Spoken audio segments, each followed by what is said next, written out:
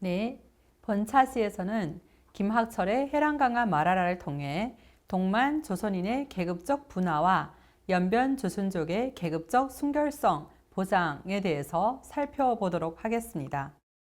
우선 소설에 나타난 계급 대립 양상을 살펴봅시다. 소설에서 친일 조선인 지주 박승화, 중국인 지주 호가를 비롯한 지주 계급은 버드나무골을 비롯한 해랑강 양안 조선인 농민들을 가혹하게 착취하고 억압하는 악의 축으로 그려져 있으며 이들 양 계급 간의 대립과 모순은 극에 달해 있습니다. 버드나무골의 지주 박승화는 온갖 방법을 다해 소장농들을 착취하는데 그의 먼 친척되는 처남 임장검에 대해서도 예외가 아닙니다. 그는 고아인 임장검을 거두어 준다는 명목하에 그에게 삭전 한 푼 주지 않고 그의 고혈을 짜냅니다. 성린구의 중국인 지주 호가 역시 자기의 세력을 등대고 빚 대신 소장농의 아내를 뺏거나 쩍하면 자기가 키우는 사나운 개를 풀어 소장농들을 목숨까지 잃게 하는 등 만행을 저지릅니다.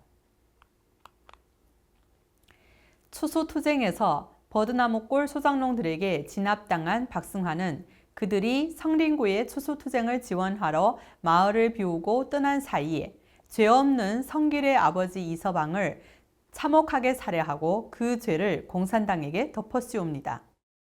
추수투쟁에서 진압당한 해랑강 양안 친일 지주들은 대촌의 지주 이범도의 집에 모여 보복을 획책하며 곧 이어 각 마을의 농협 간부들을 잔혹하게 살해하는 등 농민협회에 대한 보복을 진행합니다. 박승화는 자기의 이익을 보호하고 소장농들에 대한 착취를 지속하기 위해 일제와 결탁하고 그들의 앞잡이가 되어 버드나무골에 대한 대토벌을 감행하는 등 반동성을 여실히 드러냅니다. 소설에서 지주계급의 대립계급은 한영수, 임장검, 박화춘을 비롯한 조선인 소장농들이며 중국인 농민이자 농협 조직간사 왕남산입니다.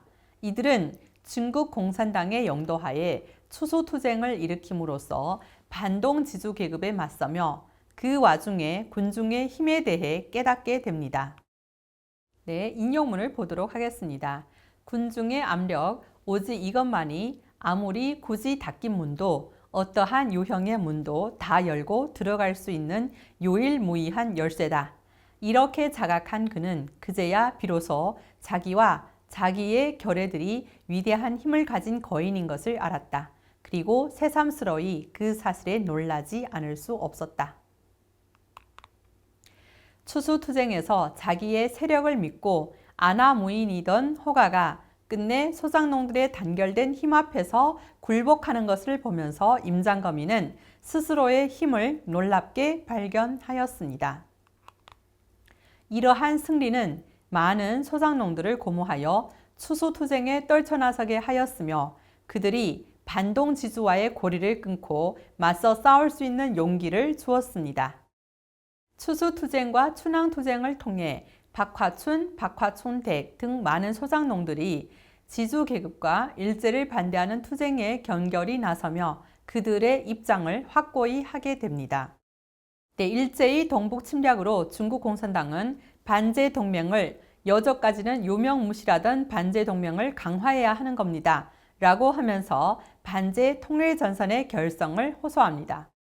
웬만한 건 다 관대 처리하고 다 우리 편에 끌어다 붙이고 타격면을 가능한 최대한으로 줄이시오. 그 대신 일단 선정한 목표를랑은 그건 사양 말고 뿌럭질 아주 빼버리시오. 일본 놈과 연계된 끈앞풀은 굽던 가늘던 다 잘라버리시오. 다음의 인용문을 봅시다. 죽을 죄를 졌어도 일본 놈과만 사이가 좋찬다면 다 용서하시오. 알았지? 한동무, 실수 마오. 춘왕투쟁을 조직하기 위한 해랑구 구위원회 회의에서 장극민이 한영수에게 한 말입니다. 하지만 소설에서는 이러한 반제 동맹의 결성이 효과적으로 이루어지지 않으며 극단적인 계급 대립과 계급 모순이 주를 이룹니다. 장흥민이 중국어를 잘하는 구의석이 배상명, 임장검 등 몇 명을 데리고 일정한 반일 정서를 가지고 있는 구군벌 자녀부대 산림동리의 큰 집단인 등충리의 부대에 들어가 그들과 동맹을 맺고 공동 항일을 하려고 했으나 실패에 이르게 된 일을 그 일례로 들 수 있습니다. 그들이 비록 대평마을의 악질 대지주 호가를 치는 일에 합의를 보고 이를 성사하였으나 호가에 대한 처리에서 양측은 팽팽한 이견 대립을 보입니다.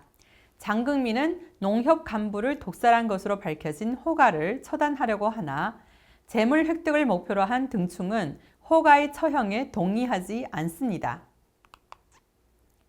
단 호가만 우리에게 넘길 것. 호가 건 안 되오. 호가는 안 되오. 어째서? 우리 법이 그렇소. 요구를 다 들은 이상 그 사람은 해치지 않는 게 우리 규정이요. 그자는 우리 간부를 살해했어. 죄 없는 그 가족까지를 살해했어. 우린 그런 악한을 이 세상에 살려둘 권리가 없어. 그건 당신의 일이요. 여기서 논의할 성질이 아니요. 난 약속대로 무기만을 넘기겠소. 총 석자루에 탄약 70발 이것만을 넘기겠소. 비록 처먹기는 하여도 뿌럭지는 한 뿌럭지인 등충이는 막다른 데까지 가면 결국은 지주의 편이었다. 그것은 계급이 주는 벗어날 도리 없는 한계였다. 실력 보존과 적극적 항일, 소극적 항일의 문제를 놓고 갈등과 이견 분기를 보이면서 합의를 이루지 못하던 장흥민과 산림동리의 두목 등충은 대지주 호간의 집을 치는 일에서는 합의를 보았으나 호가에 대한 처리에서는 극도의 대립을 보이며 결국 타협점을 찾지 못하고 결렬하게 됩니다. 김학철은 이를 계급이 주는 벗어날 도리 없는 한계라고 지적함으로써 결코 출신 계급을 넘어설 수 없음을 분명히 확인하고 있습니다. 이를 통해 김학철은 반제 동맹이 조, 중 두 민족 소장농 계급의 동맹이 될 수는 있으나 지주와 소장농 간의 계급적 계승과 대립을 넘어서 즉 계급관계를 무화한 기초 위에서 이루어질 수 없는 것임을 명확히 하고 있습니다. 반제 동맹과 계급관계와의 문제에서 소설은 부유하는 계층으로서 중간 계급의 불철저성과 불안정성과 함께 그들의 반동예로의 타락과 변질 가능성을 보여줍니다. 담이 작고 자기 입손만 챙기는 요서방의 보초선에서의 도주, 중농계급 출신 지식인 김달삼의 변절, 부유한 소상인 계급 출신인 그의 아내와 장모, 처남의 변절과 친일 간첩으로의 전락 등이 이를 잘 보여줍니다. 이를 통해 김학철은 소장농 출신 혁명가의 철저성과 비타협성을 강조하였고 반제 동맹은 결국 조, 중 두 민족의 비타협적이고 혁명적인 소장농 계급에 의해 가능한 것임을 보여주었습니다.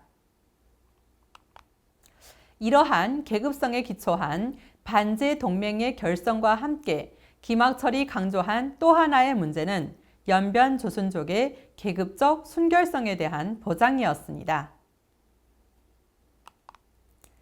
김학철이 소설에서 구상한 반제 동맹에서 불철저성과 불안정성을 가졌던 부유하는 계층은 모두 타락하고 변질함으로써 최종적으로 소거되었으며 준엄한 투쟁의 고험을 이겨낸 비타협적 계층만이 지속적으로 동만 항일 근거지의 건설을 위해 희생할 자격을 가지거나 끝까지 살아남아서 해방 이후의 연변 조선족 사회의 구성원이 될 수 있었습니다.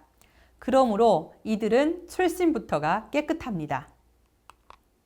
그럼 반제 동맹의 출신에 대해서 김학철은 어떻게 부각하고 있을까요?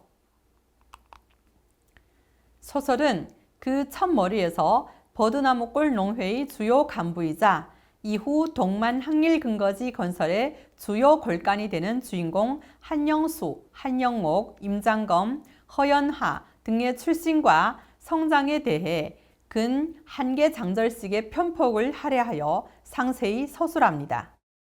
영수 오람루이는 나중 돌아가신 어머니를 여인 지도 벌써 4, 5년이지만 어려서부터 받아온 그들 부모네의 영향으로 줄곧 해마다 명년엔 나간다, 명년엔 나간다를 외느라 언제나 궁둥이가 반쯤 떠 있어서 빤빤한 터전에 나무 한 그루 심으려 하지 않다가 작년에야 비로소 울타리 밑에 백양나무 5주와 배나무 5주를 떠다 심고 거기에 자기들도 뿌럭지를 받고 안착할 결심을 내리었다.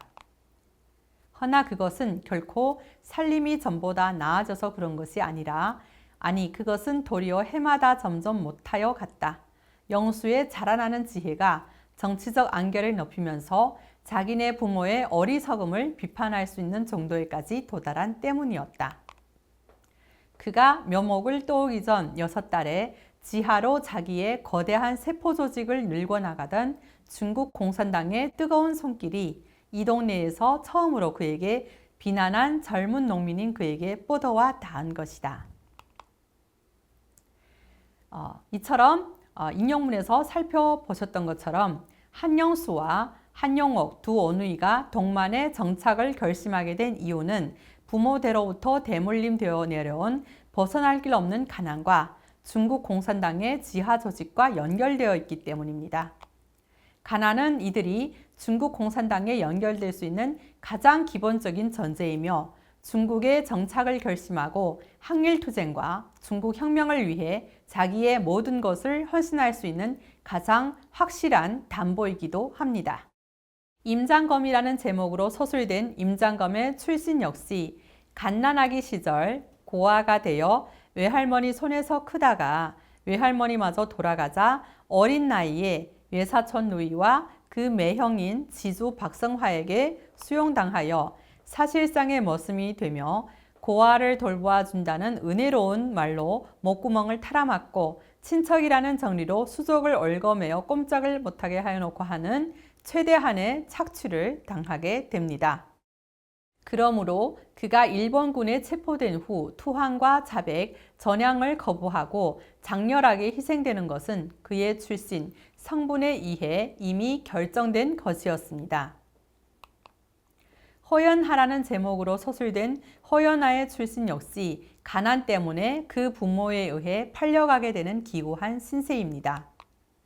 가난과 공산주의 혁명, 그리고 식민지 조성과 중국 동북의 특수한 시대적 상황에 의해 제기된 항일투쟁은 이처럼 하나의 고리로 묶이는 것이며 이는 항일투쟁과 공산주의 혁명 승리 이후의 연변 조선족 사회에 연결되는 것입니다.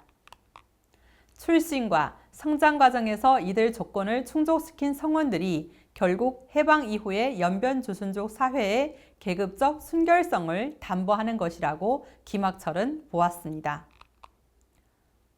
이번 차시에서는 동만 조선인의 계급적 분화와 연변 조선족의 계급적 순결성 보장에 관해서 살펴보았습니다. 다음 차시에서는 해랑강아 마라라의 한계와 김학철 문학의 탄생에 관해 살펴보도록 하겠습니다.